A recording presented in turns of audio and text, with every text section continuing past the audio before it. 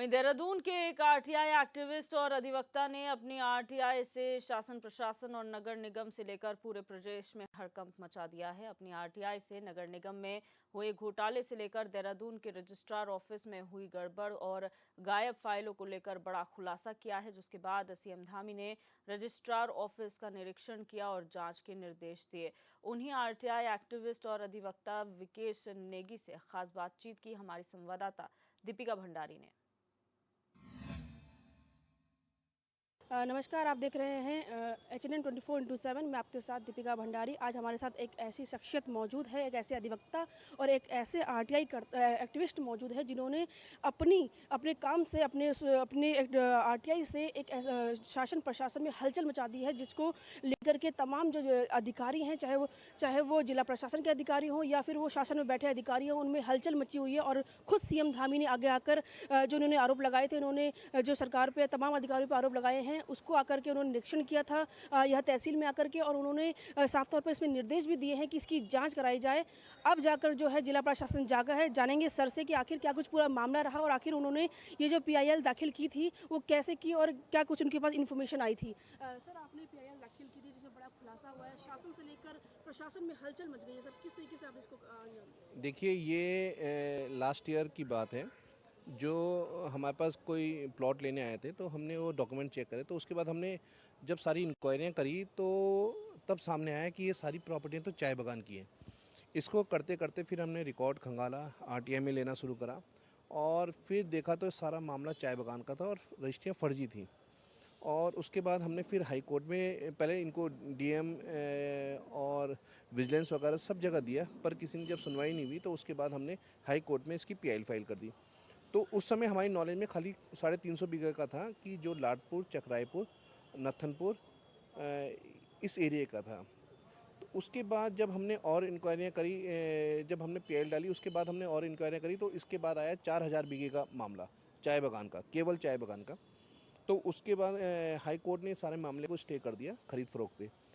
फिर उसके बाद प्रशासन को भी जब हमने लिखे थे तो उन्होंने भी स्टे कर दिया। और इससे ताज्जुब की बात है, 2005 में जो तत्कालीन DM थी मनीषा पंवार, उन्होंने खुद अपनी रिपोर्ट में लिखा कि ये चाय बागान की ज़मीनें खुर्द हुई, पर वो फाइल भी दब गई। वो सब हमने RTI में ले लिया था।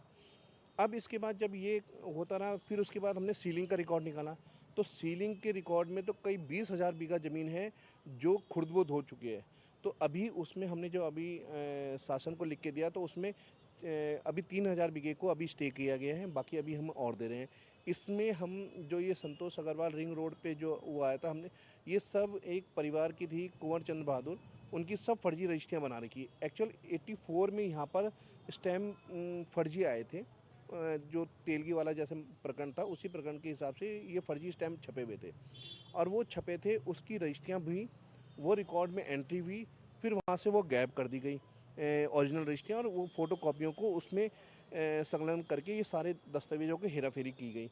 इसमें कई, यहाँ तक कि रिंग रोड का है, इसके बाद ये नवादा का है, कई ऐसी प्रॉपर्टियाँ हैं जिनके वारिस बाहर रहते हैं, उनको पता नहीं है, वो सारे खेल ऐसे चलता रहा। तो अब DM मुख्यमंत्री साहब ने यहाँ पर छापा मारा, उन्होंने भी देखा, तो अब हमारा इन्होंने SIT गठित करी है।